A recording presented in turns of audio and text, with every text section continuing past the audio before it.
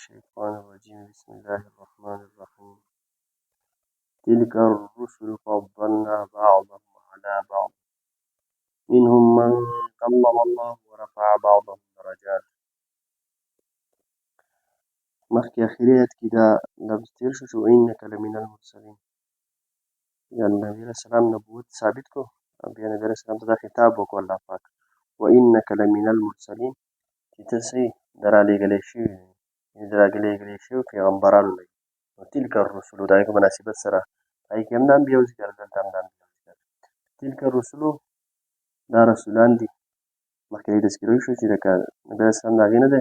دغه رسولان دي فضلنا بعضهم على بعض موږ دې رسولانو کې بعضو له په بعضو باندې فضیلت ورکړی بعض چې دي دا په بعضو باندې افضل دي اوس دا فضیلت خو دی خو دا فضیلت دا به څومره درجې کې ته بیانولی شي نو څومره چې د قرآن او د احادیثو نه فضیلت ثابت وي یعنې د قرآن چې دی د یو نبي په باره کې فضیلت ذکر کړی دی نو هغومره بس د قرآن مجید د حده پورې چې دی هغه فضیلت ورکولی شي دارنګې یو حدیث کې نبي علیه السلام فضیلت ورکړی یو نبي له بل نبي باندې نو بس هغومره چې دی د حدیث مطابق بیانولی شي د ځانه چې دی فضیلتونه نه شي ورکولی نبي علیه السلام حدیث دی د هغې نه مفهوم دا دی چې تاسو چې دی د الله پاک په پیغمبرانو کې تاسو فضیلت مه بیانوئ یعنې تاسو په دې معنا دا ده چې فضیلت په خپل رای سره مه بیانوئ اوس دا فضیلت خو الله پاک ورکړی یو خو د الله پاک په علم کې به دی نو څومره چې د قرآن او د حدیثو نه ثابت دي بس دومره اوس فضیلت بیا چې څومره دی او د الله پاک په علم کې چې چا باندې څومره فضیلت دی څومره چې موږ ته بیان کړی شي هغومره چې اعتقاد عقیده به لرو چې دومره فضیلت شته هغومره بیانولی شو د ځانه د خپل رای نه به خپله مبالغه نه شي کولی چې د ځانه شروع شي او په یو پیغمبر بل پیغمبر له د ځانه فضیلت ورکړي هغه جایز دی منهم من کلم الله بعضې د دې پیغمبرانو نه د دې رسولانو نه هغه دي چې خبرې کړي دي د الله پاک سره یعنې موسی علیه السلام موسی علیه السلام د الله پاک سره خبرې کړي دي لیکن په حجاب په پرده کې په واسطه د فرشتې نه وي فرشته پکې نه وه جبریل علیه السلام په منځ کې نه و الله پاک او د موسی علیه السلام کلام شوی و لیکن په منځ کې چې دی پرده وه او ممکن ده چې د مرګ نه بعد چې دی دا ممکن ده د الله پاک سره بې حجابه چې دی پرده پکې نه وي او خبرې وکړی شي لیکن دغه خبرې چې وي په منځ کې پرده وه لیکن فرشته پکې نه وه په منځ کې ومنهم من کلم الله بعضې د دې پیغمبران دی هغه نه هغه دي چې خبرې کړي د الله پاک سره ورفع بعضهم درجات او ورفع بعضهم او بلند کړي دي بعضو لره درجات په درجو کې یعنې الله پاک بعضو لره بلند کړي دي په درجاتو کې ذخیرة الجنان کې لیکي چې ورفع بعضهم نه مراد نبي علیه السلام ذات مبارک دی چې بلند کړي دي نبي علیه السلام لره په درجاتو کې نبي علیه السلام په تمام انبیاو کې چې دی د ده درجه چې دی هغه چوته ده افضل دی او د هغې په خپله هم نبي علیه السلام اصحابو ته وضاحت کړی دی زه د ټولو نه افضل نبي یم او چې دی سردار د نبیانو امام الانبیا ټولو نبیانو چې دی امامت یې هم کړی دی په بیت المقدس کې او دارنګې سردار دی تر دې پورې نبي علیه السلام له الله پاک دومره درجه ورکړې ده چې پیغمبرانو چې دا یې راسوال کړی چې یا الله مونږ په دې امت کې چې دی د امتي په حیثیت سره چې دی هغه شامل کړي لکه د عیسی علیه السلام عیسی علیه السلام دعا سوال کړی یا الله ما له خو نبوت را کړی لیکن ما د نبي علیه السلام په امت کې چې دی شمار کړي نو الله پاک د عیسی علیه السلام هغه دعا قبله کړې ده او عیسی علیه السلام په اسمانونو کې ژوندی دی او آخر وخت کې به راځي او د نبي علیه السلام په دې امت کې به د امتي په حیثیت سره شاملېږي یعنې نبي علیه السلام هغه شریعت چې دی په هغې به عمل کوي په خپل شریعت به عمل نه کوي نو دومره چې دی الله پاک چې دی نو ذخیرة الجنان کې دا لیکي چې نبي علیه السلام مراد دی نبي علیه السلام چې دی په ټولو انبیاو باندې فضیلت او درجات چې دی نبي علیه السلام شوي وآتینا عیسی ابن مریم البینات او ورکړي دي مونږ عیسی ابن مریم ته عیسی علیه السلام چې زوی د مریم علیه السلام دی البینات واضح دلایل نو اوس دا واضح دلایل نه څه مراد دي دا په دې سپاره کې مخکې ته راشي انشاءالله تاسو بیان کړو عیسی علیه السلام نه الله پاک چې دی څه واضح دلایل ورکړي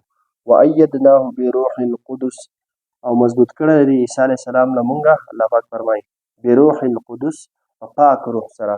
دې لره مونږ مضبوط کړی په روح القدس نه مراد جبریل علیه السلام دی اصل کې دا وه چې کله دې یهودیانو چې دی په دغه زمانه کې ډېر زیات چې دی هغه بدعات په دین کې را شروع کړي او د ځانه چې دی دین په دین کې به یې خبرې راوښتې او هغې ته به د دین نسبت کوو خو لیکن د ځانه به کړی نو عیسی علیه السلام د دې هغه رهنمایي شروع کړه او چې د دې اصلاح یې کوله نو دا خو دنیا قانون دی، اوس هم ده، مخکې هم ده، چې کله هم د حق چې دی پرچار کېږي نو خامخا مخالفین پیدا کېږي. نو د عیسی علیه السلام چې دی دا تبلیغ او کله چې به یې د دې دا اصلاح کوله دوی په ښه لار راړول نو د دې چې دی د عیسی علیه السلام ډېر زیات مخالف شول. د یهودیان چې دی دوی به هر وخت چې دی کوشش کوو چې په څه طریقه باندې ضرر ورسوي، یعنې ډېر په دښمنۍ کې ډېر مخکې تللي. نو په دغه وجه چې دی الله پاک چې دی د سره جبرایل علیه السلام په اکثر اوقاتو کې به عیسی علیه السلام سره چې دی جبرایل علیه السلام موجود و د دې حفاظت دپاره، حفاظت ډول د دې خلکو نه کوو. وایدناه چې مضبوط کړی دی، تایید د مونږ کړی بروح القدس په پاک روح سره جبرایل علیه السلام په جبرایل علیه السلام په ذریعه به الله پاک په اکثر اوقاتو کې به د عیسی علیه السلام سره د حفاظت کوو. ولو شاء الله ما اقتتل الذین او که چېرې غوښتی الله پاک ما اقتتل الذین من بعدهم نو قتال به یې نه وکړی هغې کسانو چې وروسته راغلي دي پیغمبرانو نه، یعنې پیغمبرانو نه بعد چې دا کوم اختلافات راغلي دي په دین کې چې دی حق او ناحقه باندې یا د کفر او د اسلام دا کوم جنګونه چې کېږي دا که الله پاک غوښتی دا به نه کېدل، دا په دین کې د اختلافات به نه کېدل، بلکې ټول خلک چې دی الله پاک غوښتی نو په ایمان به یې مجبوره کړي وو. یعنې دا خو د الله پاک قدرت دی، الله پاک غوښتی نو په زبردستۍ باندې په زور باندې چې دی ټول خلک به مؤمنان ګرځوي چې ټولو به ایمان راوړل، لیکن دا کې د الله پاک خپل حکمتونه دي. نو که چېرې الله پاک غوښتی نو قتال به نه وشي، یعنې دغه اختلافونه به په دې منځ کې نه وشي او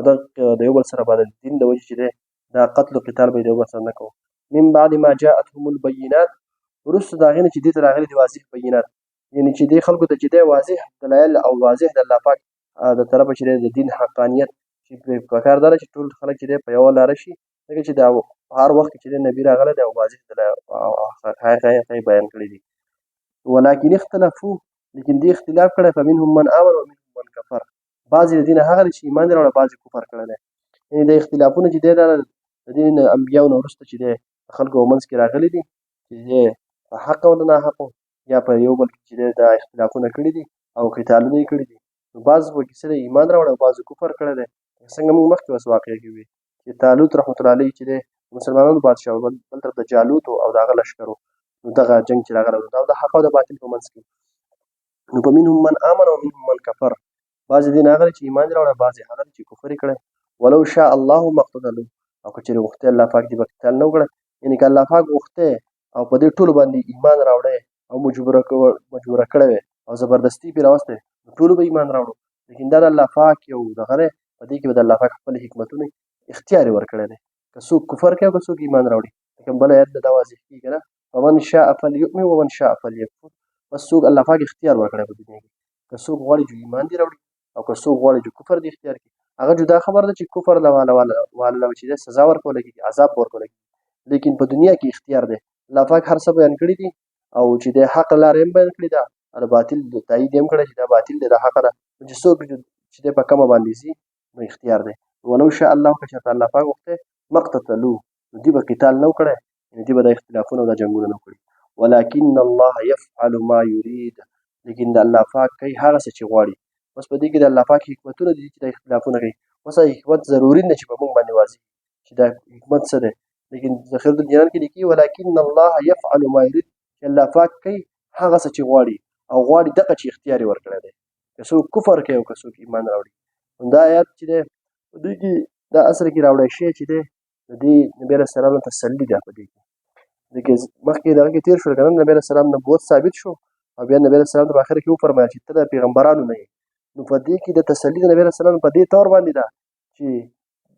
د نبي علیه السلام نبوت چې دی دا په دلایلو سره ثابت و، په دې کې شک نشته چې نبي علیه السلام د الله پاک نبي دی، لیکن بیا هم ډېر خلک نه مني. نبي علیه السلام ته به دا د غم او د افسوس یو مقام و، پریشانه کېدو به چې د دومره چې دی په دلایلو سره چې دی نبوت ثابت و د نبي علیه السلام او بیا هم بعضو خلکو ایمان نه راوړو. الله پاک د تسلۍ دپاره دا آیت راوړو چې ګوره یوازې ته نه د آدم علیه السلام نه واله او ستا پورې ډېر پیغمبران تېر شوي دي او په هر وخت کې چې دی دا حق او دا باطل دا په هر وخت کې دي، یعنې داسې نه ده چې ټولو خلکو په جمع ایمان راوړی دی. هر امت چې دی ټولو په جمع ایمان نه دی راوړی، بلکې بعضو ایمان راوړی دی او بعضو ایمان نه دی راوړی. په دې کې نبي علیه السلام دا تسلي ده چې په دې باندې ځان مه پریشانه کوه، دا داسې یو طریقه کار را روان دی چې څوک ایمان راوړي او څوک کفر کوي په هره زمانه کې. تلک الرسل دا رسولان دي فضلنا مونږ فضیلت ورکړی دی بعضهم بعضو الذین على بعض په بعضو باندې منهم من کلم الله بعضې د دې نه هغه دي چې که خبرې کړي د الله پاک سره ورفع بعضهم او پورته کړي دي بعضو لره مونږه